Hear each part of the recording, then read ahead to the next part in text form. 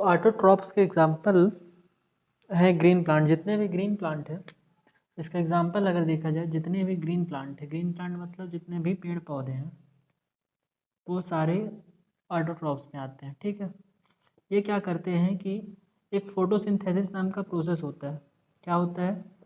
Photosynthesis नाम की process होती है, जिससे क्या होता है कि प्रकाश से और बाहर के इन्वायरमेंट से ये क्या करते हैं, अपने आप के लिए खाना बनाते हैं। ठीक है, ये आता है ऑटोट्रॉप्स के अंदर।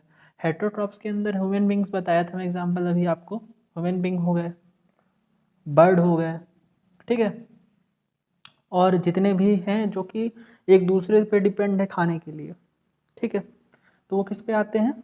हेटरोट्रॉप्स पे। ऑटोट्रॉप्स की कंडीशन पे क्या होता है कि खाने के लिए कोई दूसरे पे डिपेंड नहीं होता है, इन्वायरमेंट और बाय द नेचुरल वो खाना खुद से बनाते हैं और यूटिलाइज करते हैं खाने को अपने ऊपर। ठीक है, इसके हेटरोट्रॉप्स के अंदर 3 टाइप्स होते हैं। पहला होता है होलोजोइक, दूसरा होता है सेप्रोफाइटिक,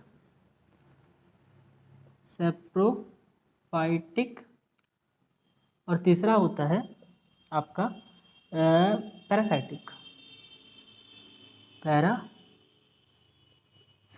स्पेलिंग देख लेना थोड़ा, PARA, ठीक है, ITIC होगा पैरासाइटिक। होलोजोइक क्या होता है कि होलोजोइक जो इसमें ऐसे ऑर्गेनिज्म आते हैं जो कि बाहर से फूड तो लेते हैं, लेकिन बाय द फॉर्म ऑफ मतलब फूड लेते हैं, फिर डाइजेशन करते हैं, फिर उसको डाइजेशन के बाद एब्जॉर्प्शन करते हैं, एब्जॉर्प्शन के बाद एसिमिलेशन करते हैं, और एब्जॉर्प्शन के बाद एसिमिलेशन के बाद एजिशन या फिर एक्सक्रीशन। मतलब खाना लेने के बाद खाना को खाए तो डाइजेस्ट हुआ। ठीक है, जितने भी फूड में पार्टिकल्स होते हैं, कार्बोहाइड्रेट, फैट, प्रोटीन, विटामिन, जितने भी पार्टिकल्स होते हैं उसको डाइजेस्ट किए। उसके बाद डाइजेशन के बाद एब्जॉर्प्शन हुआ, वो सब का एब्जॉर्प्शन हुआ। ठीक है, एब्जॉर्प्शन के बाद फिर वो उसका यूटिलाइज हो, एब्जॉर्प्शन के बाद फिर एसिमिलेशन हुआ, जहाँ जहाँ जिसको जाना था, प्रोटीन जहाँ से वो होता था वहाँ पहुँचा बॉडी के पार्ट्स पे। उसके बाद फिर जो वेस्ट था, वेस्ट का क्या हुआ? एक्सक्रीशन हो गया। तो होलोजोइक में ऐसे एग्जाम्पल देखा जाए इसका, एग्जाम्पल तो हम खुद ही हैं, ह्यूमन बींग। ठीक है, जितने भी इंसान हैं, ठीक है, ह्यूमन बींग हो गया, बर्ड्स हो गया। एक इसमें सिंगल सेलुलर होता है, मल्टी सेलुलर। या मल्टी सेलुलर, सिंगल सेलुलर की बात करें तो अमीबा होता है। ठीक है, अमीबा, और ऐसे भी छोटे छोटे ऑर्गेनिज्म होते हैं जो कि ये सारा काम करते हैं। ठीक है, मतलब लिए खाना, उसके बाद फिर डाइजेशन हुआ, बाकी सारे प्रोसेस हुआ। सेप्रोफाइटिक में क्या होता है कि ये डिपेंड किस पे होते हैं? Dead and decaying material. ठीक है, डेड एंड डिकेइंग पार्टिकल्स। ठीक है, मतलब आप ये है इसका कि जो जैसे कोई जानवर मर गया, ठीक है, तो आप देखोगे कुछ दिन बाद अपने आप खत्म होता है। तो कहीं ना कहीं छोटे छोटे ऑर्गेनिज्म होते हैं जो कि उसको डिस्ट्रॉय करते हैं, उनको फूड मिलता है और उसको यूटिलाइज करते हैं अपने बॉडी पे। हालांकि माइक्रो ऑर्गेनिज्म होते हैं। ठीक है, तो वो क्या होता है, ऐसे ऑर्गेनिज्म जिस उसमें आते हैं, तो हेटरोट्रॉप्स के अंदर आते हैं, सेप्रोफाइटिक में। ठीक है, फिर तीसरा होता है पैरासाइटिक। पैरासाइटिक मतलब ऐसे ऑर्गेनिज्म होते हैं इसमें जो, फिर आता है पैरासाइटिक। पैरासाइटिक क्या होता है कि ऐसे ऑर्गेनिज्म होते हैं जो कि डिपेंड फ्रॉम अनदर, मतलब कि एक ऑर्गेनिज्म जो है वो दूसरे ऑर्गेनिज्म पे डिपेंड रहता है। ठीक है, वो मतलब खुद से खाना नहीं बनाता है, लेकिन कोई दूसरे, जैसे हम इंसान हैं, हम इंसान बॉडी को में ब्लड होता है, ब्लड, ठीक है, तो हमसे लेता है। ठीक है, हमसे लेता है ऐसा कोई ऑर्गेनिज्म, तो उसको बोलते हैं, वो आता है पैरासाइटिक में। ठीक है, तो पैरासाइटिक में जैसे एग्जांपल लीजिए, जैसे आप के शरीर में गैम्बल जुआ होता है। जुआ क्या करता है? बाल में रहता है। ठीक है, और बाल में रहता है और बॉडी से क्या लेता है? ब्लड लेता है। ठीक, रहता भी बाल में है, बॉडी से ब्लड लेता है, तो वो आ जाता है पैरासाइटिक, मतलब दूसरे ऑर्गेनिज्म पे, यानी हमारे पे या फिर किसी और पे डिपेंड होता है। ठीक है, एक कैस्कोटा अमरबेल होता है। ठीक है, ये एक ऐसा प्लांट है क्योंकि ये भी मतलब क्या होता है पैरासाइटिक और पैरासाइटिक हेटरोट्रॉप्स में आता है, ठीक है, ऑर्गेनिज्म पैरासाइटिक ऑर्गेनिज्म होता है। ये इसमें क्या प्लांट है अमरविल, क्योंकि इस पर क्या होता है कि क्लोरोप्लास्ट प्रेजेंट नहीं होता, ठीक है, जिसकी वजह से क्या करता है कि ये किसी दूसरे से लेता है। इकलौता ऐसा प्लांट है जो पैरासाइटिक होता है, ठीक है। और यहाँ से हम आप न्यूट्रिशन समझे, ये सारा चीज़ समझ गए, ठीक है। लेकिन हम एनसीईआरटी बुक और 10th के सिलेबस के हिसाब से चलेंगे तो हमको सिर्फ मेनली क्या पढ़ना है, फोटोसिंथेसिस, ह्यूमन बींग, ठीक है, मतलब न्यूट्रिशन इन ह्यूमन बींग और न्यूट्रिशन इन अमीबा, ये 3 टॉपिक्स है, ये टॉपिक 3 पढ़ने हैं। और बाकी ये सब मतलब डीप में पढ़ा रहा हूँ, इसका ये मतलब नहीं कि हर चीज़ वो पढ़ाना ज़रूरी है, लेकिन क्या है कि आपको अभी 10th के हिसाब से तो फोटोसिंथेसिस, ह्यूमन बींग और अमीबा, ये 3 चीज़ के बारे में हम लोग पढ़ेंगे, ठीक है। तो अभी फोटोसिंथेसिस के बारे में स्टार्ट करेंगे, ठीक। पहला प्रोसेस है फोटोसिंथेसिस। फोटोसिंथेसिस क्या होता है, द फोटोसिंथेसिस क्या होता है एक्चुअल पे, ये अभी पढ़ेंगे अपन लोग। तो एक ऐसा प्रोसेस है, photosynthesis defined as the process by which green plant make their own food with the help of water and carbon dioxide in the presence of sunlight, ठीक है। तो मैंने अभी बताया था ऑटोट्रॉप्स के अंदर एक फोटोसिंथेसिस नाम का प्रोसेस होता है। ऑटोट्रॉप्स के अंदर जो ऑटोट्रॉप्स ग्रीन प्लांट होते हैं, और ग्रीन प्लांट फोटोसिंथेसिस की मदद से खाना बनाते हैं। तो वह खाना बनाने का ऐसा प्रोसेस जो कि खुद खाना बनाते हैं with the help of environment, environment मतलब वाटर एंड कार्बन डाइऑक्साइड, ठीक है, और किसके प्रेजेंस में, सनलाइट के प्रेजेंस में, ठीक। तो इसका अगर रिएक्शन देखा जाए तो इसका रिएक्शन है कार्बन डाइऑक्साइड, वाटर, सनलाइट के प्रेजेंट में, ये क्या बनाते हैं, इसको बोलते हैं ग्लूकोज, ठीक है। क्या बोलते हैं, ग्लूकोज, मतलब ग्लूकोज एक तरफ से खाना, जैसे आपको कुछ भी दिक्कत हो जाता है तो ग्लूकोज दे देते हैं हम, ठीक है। तो ग्लूकोज ये हालांकि स्टार्च के फॉर्म में ये होता है, क्या कहते हैं, प्लांट में स्टोर होता है, ठीक है, और ऑक्सीजन निकलता है। जैसे आप समझोगे इस बात को कि कार्बन डाइऑक्साइड, कार्बन डाइऑक्साइड कहाँ मिलता है इसको, ठीक, कार्बन डाइऑक्साइड कहाँ मिलता है, इन्वायरमेंट में। इन्वायरमेंट में कैसे मिलता है कि आप लोग ऑक्सीजन लेते हैं, या ऑक्सीजन लिए आप किससे लिए, प्लांट से लिए, क्या निकालते हो आप लोग, कार्बन डाइऑक्साइड, ठीक है। कार्बन डाइऑक्साइड कौन लिया, फिर प्लांट लिया, ठीक। फिर क्या होता है कि कार्बन डाइऑक्साइड प्लांट लिया और वो क्या छोड़ा, ऑक्सीजन, इस हिसाब से हमारा बैलेंस है ना। मतलब एनिमल क्या करता है, एनिमल क्या करता है, ऑक्सीजन लेता है, ऑक्सीजन लेता है, कहाँ से लेता है, प्लांट से, ठीक है। और प्लांट क्या करता है, कार्बन डाइऑक्साइड लेता है, कहाँ से, एनिमल से, ठीक। तो ये एक हिसाब से ऑक्सीजन और कार्बन डाइऑक्साइड का मेंटेन हो गया, ठीक। हाँ, और दूसरा क्या है कि वाटर, वाटर कहाँ से आता है, इस प्रोसेस को समझने के लिए थोड़ा हम लीफ के स्ट्रक्चर पे जाएंगे, ठीक।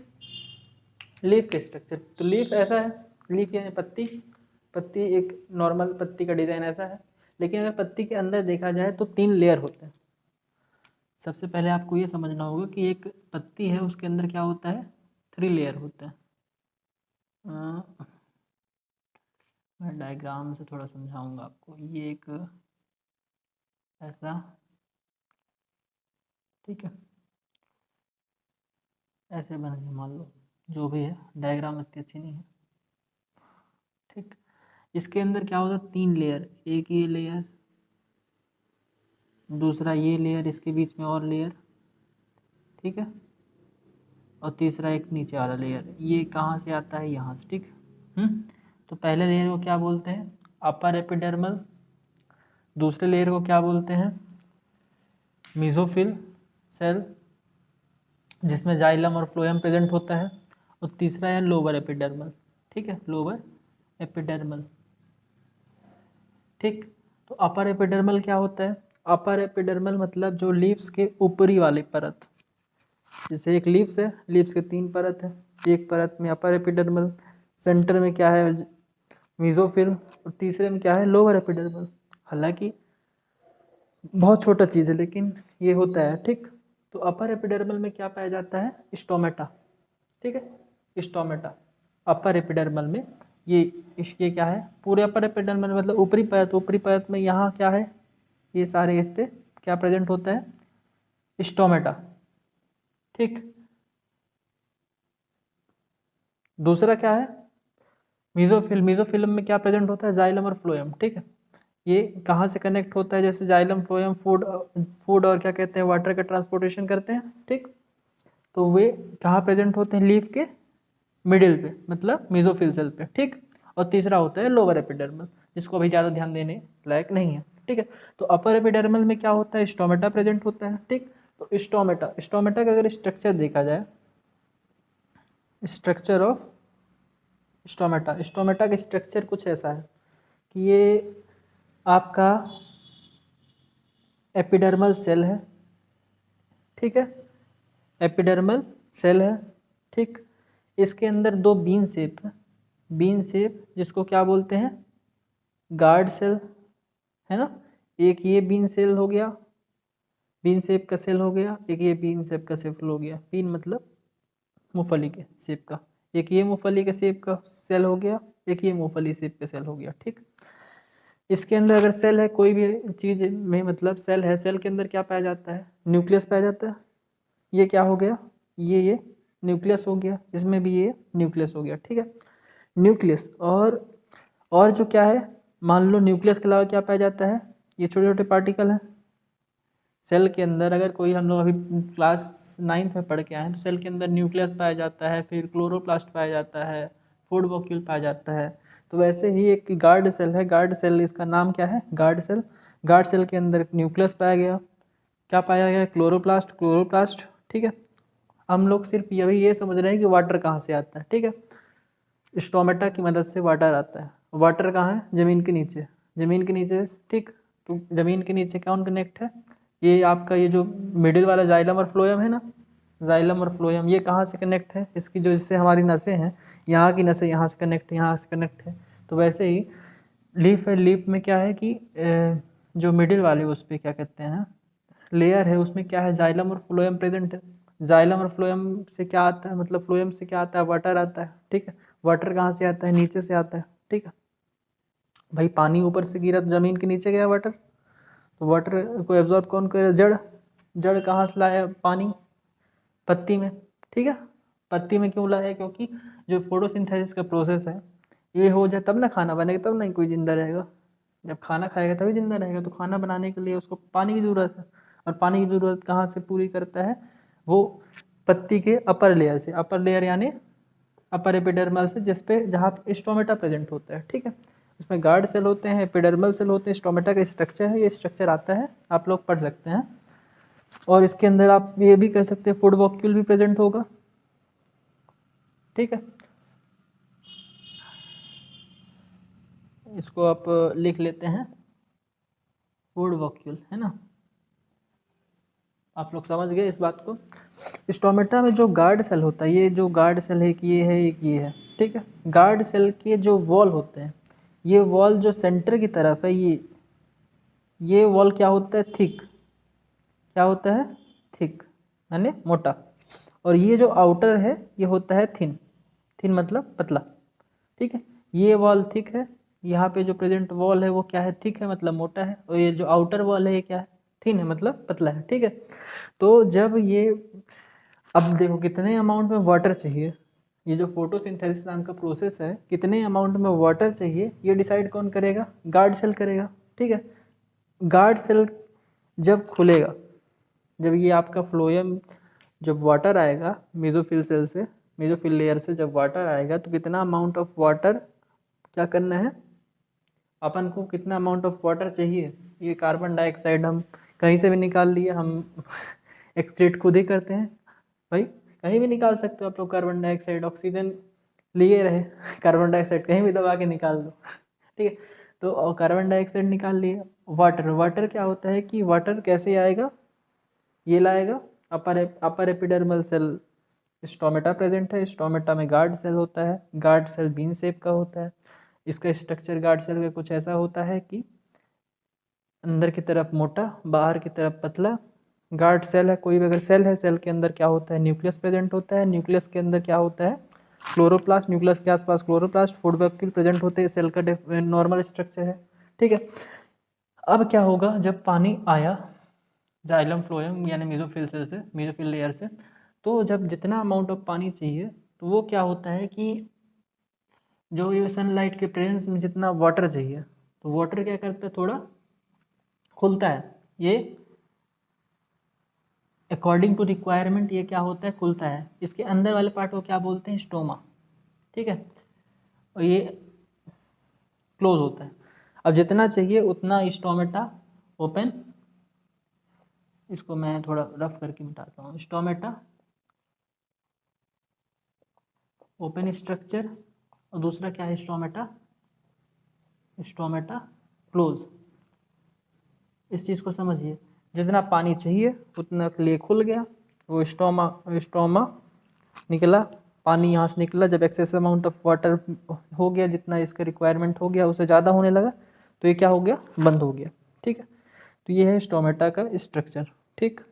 अब स्टोमेटा का स्ट्रक्चर में ये जो क्लोरोप्लास्ट है, ठीक है, क्लोरोप्लास्ट अगर ज़्यादा अमाउंट में हो जाता है तो क्लोरोप्लास्ट का एक लेयर बनने लगता है। क्या बनने लगता है, लेयर। जो लेयर बनता है उसको क्या बोलते हैं, थैलाकॉइड, ठीक है। और किस फॉर्म में लेयर बनता है, बहुत सारे क्लोरोप्लास्ट हो गए इकट्ठा एक जगह, तो उसको क्या बोलेंगे, थैलाकॉइड। अब मान लो इतने एक लेयर ये है, लीफ की अपर लेयर है, अपर लेयर के अंदर बहुत सारे क्लोरोप्लास्ट के थैलाकॉइड बन गए, और थैलाकॉइड भी एक स्ट्रक्चर बना ले, तो उसको क्या बोलते हैं, ग्राना, ठीक है। ग्राना एक थैलाकॉइड हो गया, मतलब नंबर ऑफ क्लोरोप्लास्ट मिलके थैलाकॉइड के बनाए, और थैलाकॉइड नंबर ऑफ ग्राना बन गया, मतलब इतने ज़्यादा अमाउंट में ये सेल क्लोरोप्लास्ट होता है, ठीक है। अब क्लोरोप्लास्ट के अंदर भी क्या प्रेजेंट होता है, क्लोरोफिल। समझिए इस बात को, ये क्लोरोप्लास्ट है, क्लोरोप्लास्ट के अंदर क्या होता है प्रेजेंट, क्लोरोफिल, जो कि सनलाइट की एनर्जी को एब्जॉर्ब करता है, ठीक है। लीफ का अपर लेयर में स्टोमेटा प्रेजेंट होता है, स्टोमेटा के अंदर गार्ड सेल होता है, गार्ड सेल के अंदर क्लोरोप्लास्ट होता है, क्लोरोप्लास्ट के अंदर क्लोरोफिल होता है, जो कि सनलाइट को एब्जॉर्ब करता है। ये सनलाइट कहाँ से आया, दिन में आता है, सनलाइट को एब्जॉर्ब करता है क्लोरोफिल। वाटर यहाँ से मिल गया, ज़मीन के नीचे से, जो सेकंड लेयर है मेसोफिल सेल, वहाँ से वाटर आ गया आपका, और कार्बन डाइऑक्साइड इन्वायरमेंट में प्रेजेंट है, ठीक। तो ये जब बना CO2 H2O in the presence of sunlight, glucose, glucose क्या है, एक हिसाब से फूड, ठीक है। ग्लूकोज क्या बनता है, फूड है ना। अब जब ये तीनों मिले आपस में तो ग्लूकोज बना, ग्लूकोज फूड है। हालांकि प्लांट में ग्लूकोज स्टार्च के फॉर्म में स्टोर होता है, ये जानने लायक है आपको, और एनिमल में क्या होता है, ग्लाइकोजिन, ग्लाइकोजन नाम का इसमें स्टोर होता है। ये आपको जानना है बस, क्यों स्टोर होता है हम आगे पढ़ेंगे, ठीक है। और ऑक्सीजन निकलता है, ये जो प्रोसेस है इससे ऑक्सीजन निकलता है, फिर ये ऑक्सीजन कहाँ जाता है, एनिमल लेते हैं, फिर एनिमल लिए ऑक्सीजन लिए, ऑक्सीजन को यूटिलाइज किए और कार्बन डाइऑक्साइड सिक्रेट किए, कार्बन डाइऑक्साइड आया प्लांट के पास, प्लांट कार्बन डाइऑक्साइड और वाटर नीचे जड़ से, ये मेसोफिल सेल से ले आया वाटर, प्रोसेस हुआ, सनलाइट मिल गया, उसकी वजह से ग्लूकोज बना, वो भी खाना खा लिया, फिर ऑक्सीजन निकाला, ऑक्सीजन प्लांट ऑक्सीजन दिया, ऑक्सीजन हम लिए, प्लांट से हमको फूड भी मिल जाता है, जब वो खाना खाए तो कुछ दिया, ठीक है। हम लोग खाना खाते हैं तो बढ़ जाते हैं तो हम कुछ देते नहीं है, लेकिन प्लांट क्या ऑक्सीजन भी देता है, और ऊपर से क्या कहते हैं, हम लोग कार्बन डाइऑक्साइड देते हैं, हालांकि ऑक्सीजन देता है और फूड भी देता है, तो फूड और ऑक्सीजन हम लिए, हमारा भी काम हो गया, इसका भी काम हो गया, ठीक है। तो जनरली ये है पूरा फोटोसिंथेसिस का प्रोसेस, ठीक है। तो फोटोसिंथेसिस के प्रोसेस का एक चीज़ और समझना है, इस पे होता क्या है एक्चुअल पे, ठीक है।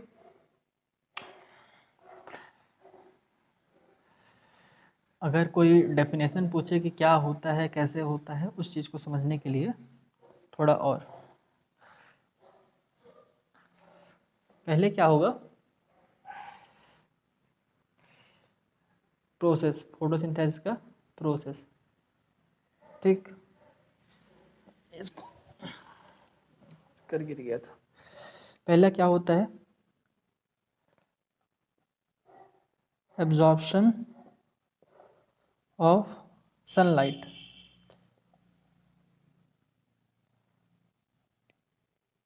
बाय क्लोरोप्लास्ट, क्लोरोप्लास्ट या फिर क्लोरोफिल बोल दो, ठीक है। सेकेंड प्रोसेस क्या है, स्प्लिटिंग ऑफ, ये वाटर जो मॉलिक्यूल है वो स्प्लिट होता है, मतलब ये जो रिएक्शन होता है तो ये हाइड्रोजन और ऑक्सीजन के फॉर्म में स्प्लिट होता है। तो हाइड्रोजन यहाँ लग जाए, इसमें देखा जाए तो ये सी है, सी यहाँ पे है, ओ है, ओ यहाँ पे है। हाइड्रोजन क्या हुआ, टूटा, यहाँ पे आया, ऑक्सीजन बाहर निकला। तो हाइड्रोजन और ऑक्सीजन ये कहाँ से निकले, अलग अलग स्प्लिट, मतलब टूटे। टूटे कहाँ से, वाटर से। तो स्प्लिटिंग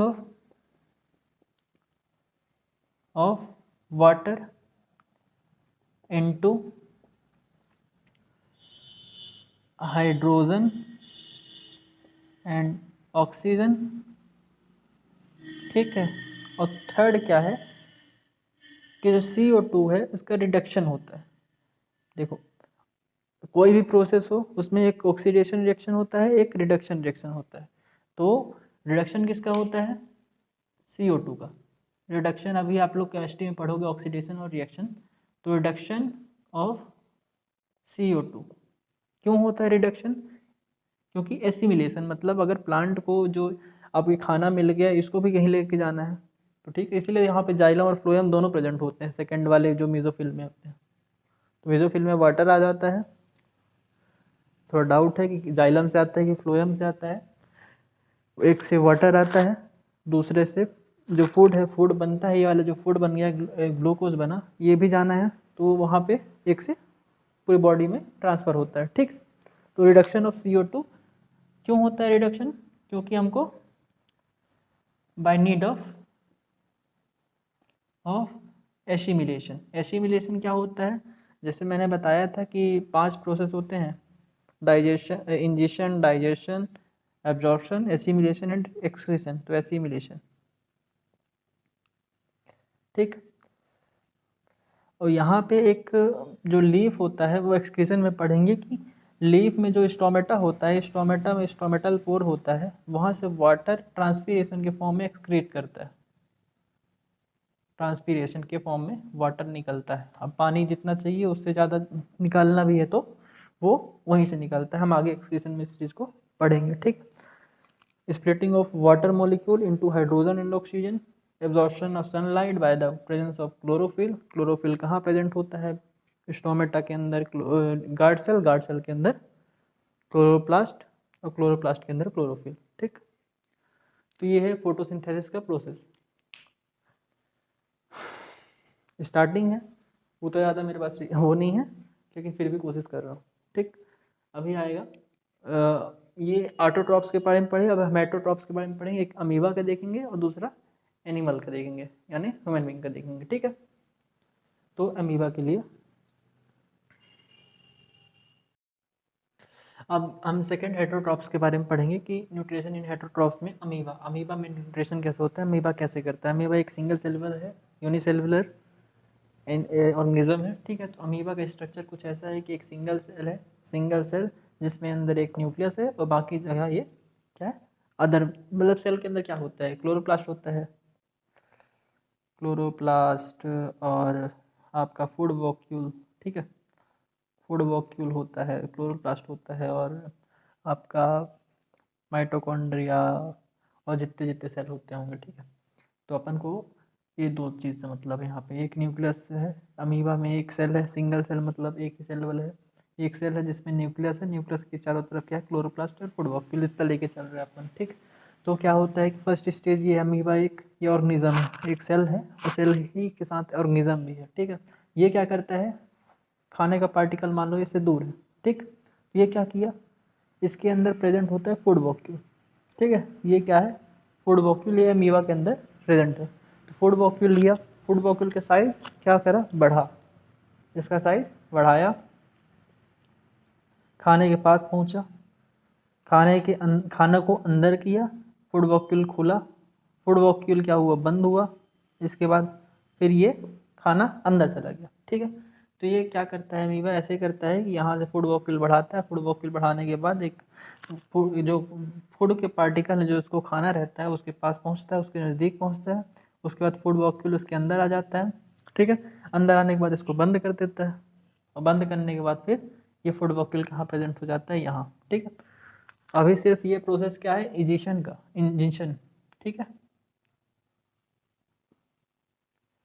इंजेक्शन का मतलब ये सिर्फ खाना कैसे खाता है इसका प्रोसेस है। इंजेक्शन के बाद जैसे मैं बताया था कि हाइड्रोट्रॉप्स में जो भी होलोजोइक होता है वो उसका 5 प्रोसेस होता है। पहला क्या होता है इंजेक्शन, दूसरा होता है डाइजेशन, तीसरा क्या होता है एब्जॉर्प्शन, एब्जॉर्प्शन के बाद होता है एसिमिलेशन, एसिमिलेशन के बाद क्या होता है एक्सक्रीशन। ठीक है, तो इंजेक्शन ये हो गया।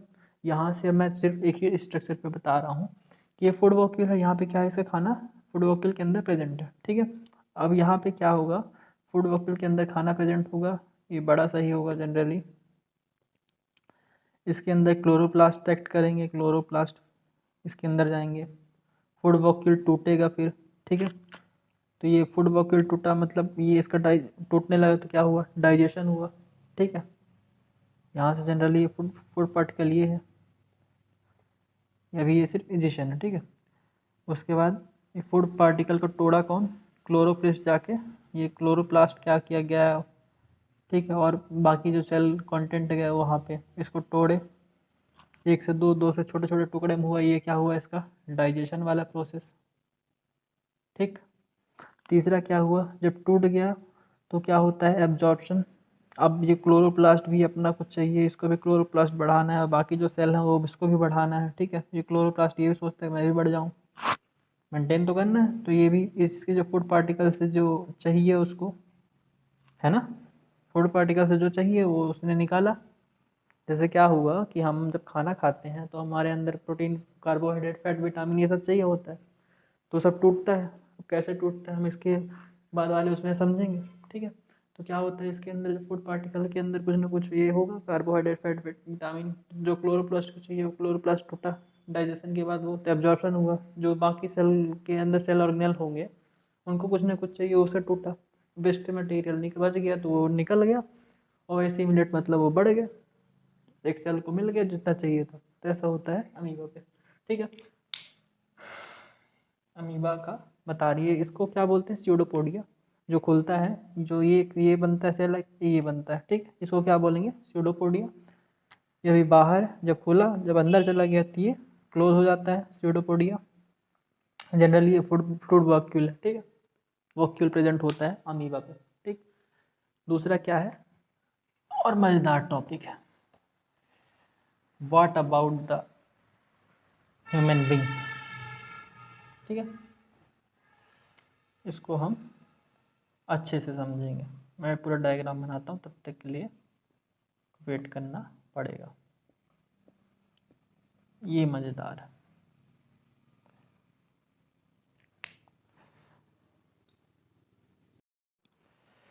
नमस्ते, मैं निखिल पांडे। आज लाइफ प्रोसेस के सेकंड लेक्चर पे हम लोग एंटर कर रहे हैं। फर्स्ट लेक्चर में हम लोगों ने पढ़ा था कि लाइफ प्रोसेस क्या है, लाइफ प्रोसेस में लिविंग ऑर्गेनिज्म और नॉन लिविंग ऑर्गेनिज्म में क्या डिफरेंस है, लिविंग ऑर्गेनिज्म में क्या कैरेक्टरिस्टिक है। ठीक है, इस लिविंग ऑर्गेनिज्म में एक कैरेक्टरिस्टिक था मेटाबॉलिज्म। मेटाबॉलिज्म के अंदर कुछ प्रोसेस थे। ठीक है, the sum of all chemical reaction in a body is known as metabolism. कुछ प्रोसेस थे, उस प्रोसेस में न्यूट्रिशन था, ट्रांसपोर्टेशन था, एक्सक्रीशन था, रेस्पिरेशन था। तो ये जो चैप्टर 6 है ये सारे चीज़ यही सारे प्रोसेस में ख़त्म होगा। ठीक है, तो पहले हम न्यूट्रिशन के बारे में आज पढ़ेंगे। ठीक है, तो आप न्यूट्रिशन क्या होता है, न्यूट्रिशन को आप जनरली समझने के लिए एक हिसाब से खाना खाना और खाना का बॉडी में यूटिलाइज करना ही न्यूट्रिशन है। ठीक है, तो खाना कैसे खाएं, हालांकि देखिए लिविंग ऑर्गेनिज्म ये सारा चीज़ काम कर सकता है। ठीक है, नॉन लिविंग ऑर्गेनिज्म थोड़ी ना खाना खाएगा, तो लिविंग ऑर्गेनिज्म ही खाना खाएगा। तो इसका अगर डेफिनेशन देखा जाए, डेफिनेशन के हिसाब से, तो डेफिनेशन है it is defined as a process, एक प्रोसेस है। ठीक है, of obtaining and utilization of food in organism. ठीक है, कोई भी ऑर्गेनिज्म है तो वो कैसे खाना खाता है, ठीक है, और उस खाने को यूटिलाइज कैसे करता है, ये प्रोसेस क्या बोलते हैं न्यूट्रिशन। न्यूट्रिशन सिर्फ यही प्रोसेस है कि खाना खाना खाना आप जनरली समझिए तो न्यूट्रिशन बॉडी का सबसे फंडामेंटल यूनिट क्या है, सेल है। ठीक है, तो सेल को ज़िंदा रखने के लिए क्या चाहिए, न्यूट्रिशन चाहिए। न्यूट्रिशन मतलब कि carbohydrate, fats, vitamin, minerals, protein, ठीक है। तो ये सारी चीज़ कहाँ से आते हैं? फूड से आते हैं, ठीक है ना। फूड से ही आता है, कार्बोहाइड्रेट आता है, फैट आता है, प्रोटीन आता है। बोलते हैं दाल खाओ, दाल में प्रोटीन होता है, ठीक है। तो चावल खाओ, चावल में कार्बोहाइड्रेट होता है। तो वो सारा चीज़ कहाँ से आता है? फूड से आता है, ठीक है। तो कैसे फूड से सेल तक पहुँचता है, या फिर कैसे फूड से बॉडी में पहुँचता है, और बॉडी में पहुँचने के बाद क्या क्या प्रोसेस होते हैं, तो ये प्रोसेस को हम सारी चीज़ों को किस में पढ़ेंगे? न्यूट्रिशन पे, ठीक है। तो न्यूट्रिशन के 2 मोड्स हैं, मोड्स कह सकते हैं आप, या फिर टाइप्स, ठीक है। पहला क्या है? Autotroph, autotrophs. दूसरा क्या है? हेट्रोट्रॉफ्स,